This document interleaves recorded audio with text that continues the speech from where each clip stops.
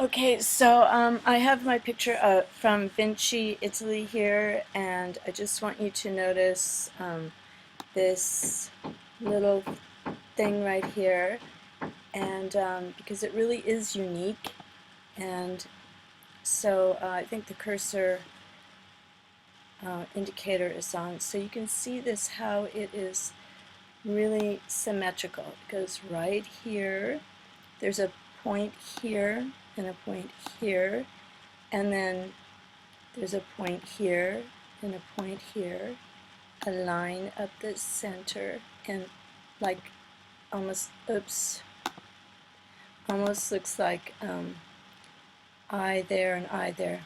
Then there's a line, so it kind of looks like a crown with something on top. So there it is. I mean, I don't know how a cloud can be symmetrical, but there it is.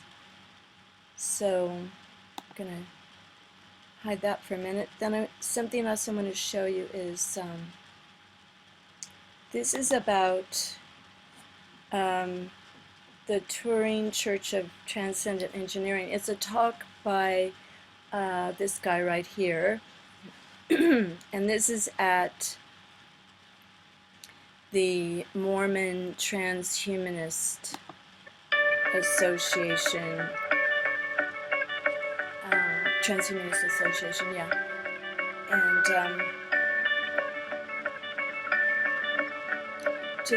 I'm going to move it up to about 12 minutes. They had a meeting with lots and lots of talks and discussions, April 6th. So let's just see if this is right. College in New York, Robert Gerasi, I hope he's listening to us now, with a defense of the interpretation of transhumanism as a modern religion. As a matter of fact, this is one of the memories I have when I started reading the Extropy list in the 90s. The first thing I thought was, okay, this looks like a religion, and it looks like a very powerful new religion for the new millennium. I wrote that to the Extropy list, and some of the replies that I got were what you can very easily imagine. But I did also get some at least interested replies. And I'm happy to see that even if we are still a very small subset of the transhumanist community, there are more and more people who share our interpretation of transhumanism as something, in some sense, like a religion. And I want to talk now of the religion of Richard Dawkins. Okay, I don't know if that's what I was trying to remember to show people, but anyway, transhumanism is considered a religion by some people, and there's a pretty big movement in the Mormon Church because there is something they call Dios, where they believe they can become gods, and that is what transhumanism is. So you can watch a lot of these talks and learn a lot about it because it's quite fascinating. And then I looked up the soul catcher chip again because sometimes I have to go back and visit these sites and find out what they're all about, because it starts to come together and I start to understand a little bit more. But check this out right here. Funded to the tune of 25 million pounds. They're developing a soul catcher memory chip, and it'll be implanted behind the person's eye. So I went to this one here, and it came to this guy,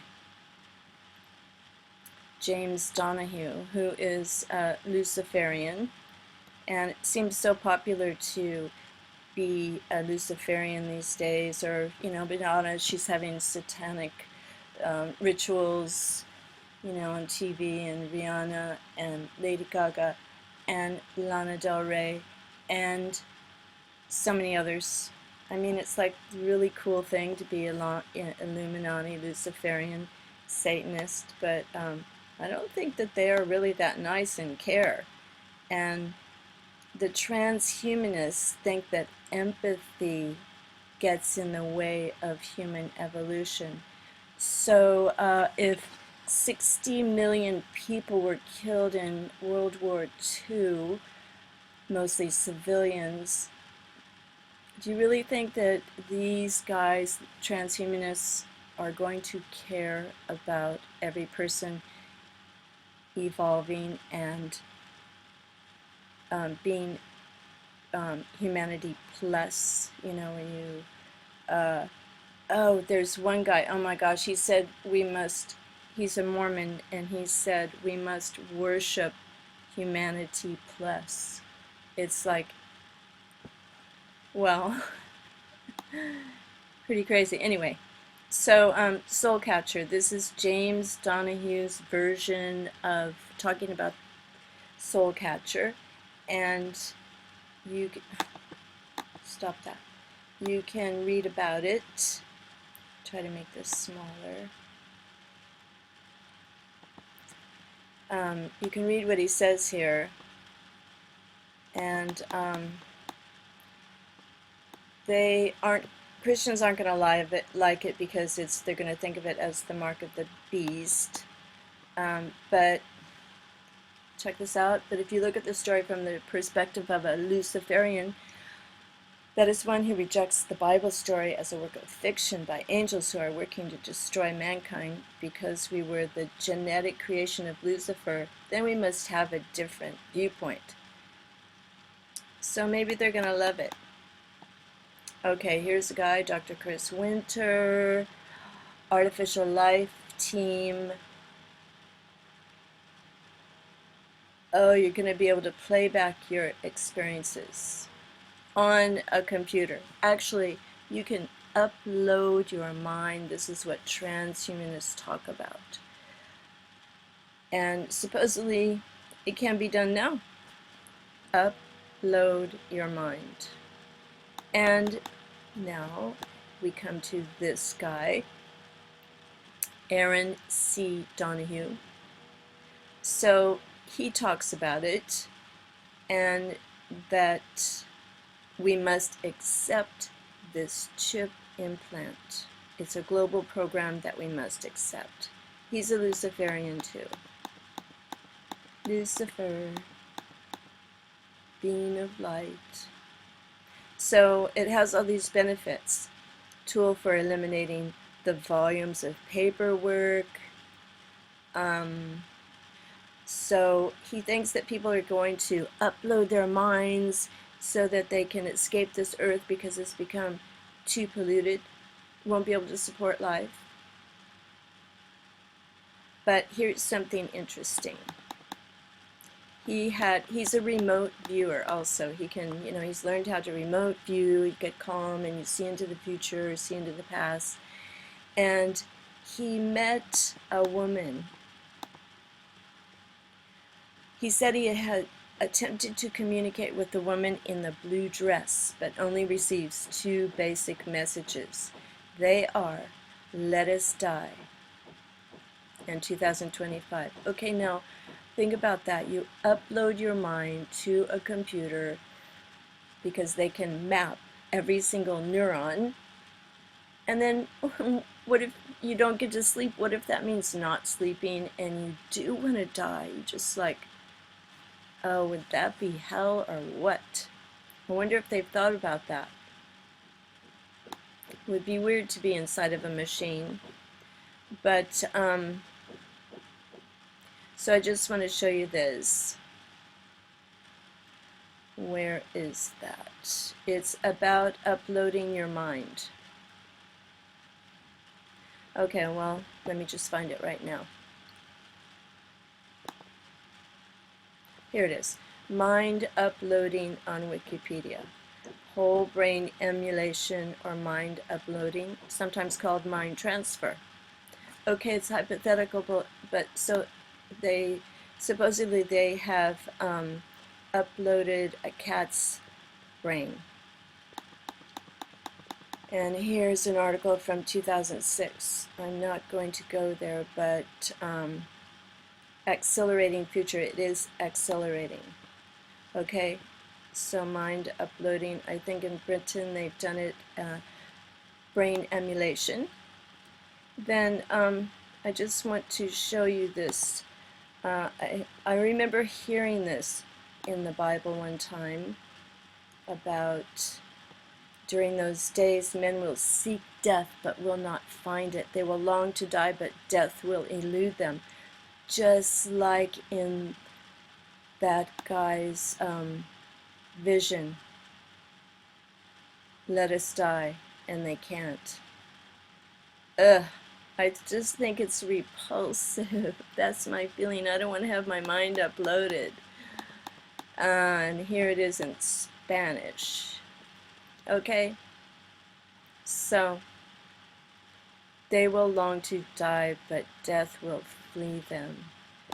Transhumanists, I hope they know what they're doing, but the problem is they are becoming the majority. All the kids I've talked to, they're so excited about the future like that, getting brain chips like the soul catcher.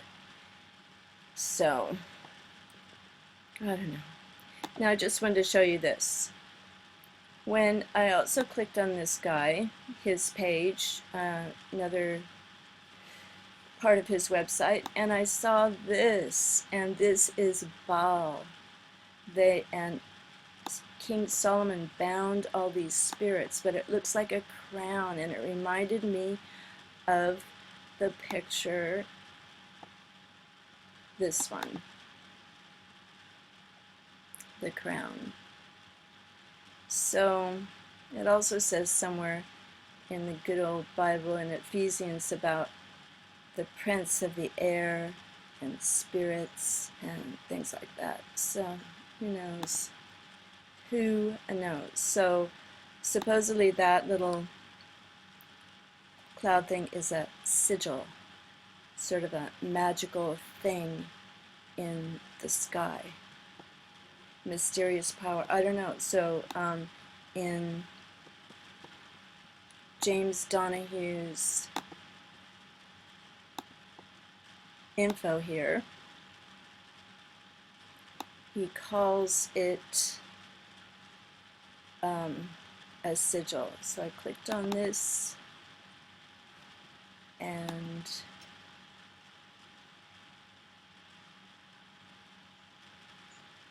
it's down there. So there's a little Baal sigil, but it looks a bit like a crown. It is symmetrical, that little drawing.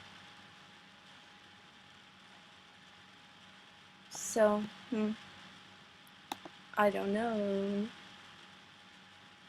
but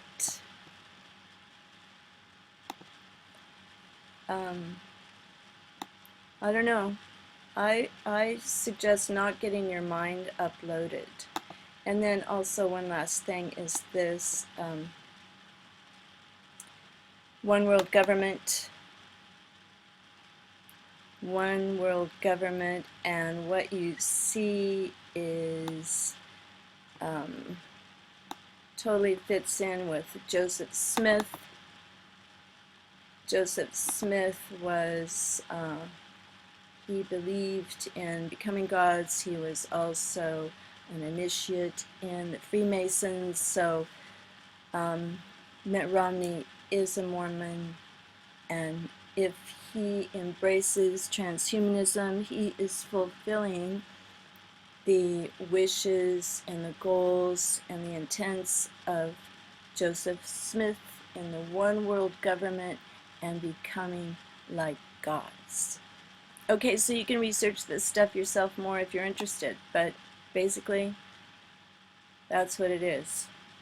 Transhumanism, Mormons love it. Joseph Smith loved it, wanted to become gods, and Mitt Romney is a god, and he is favored by Goldman Sachs and given the most money of anyone. And there's weird stuff in the sky. Thanks for watching.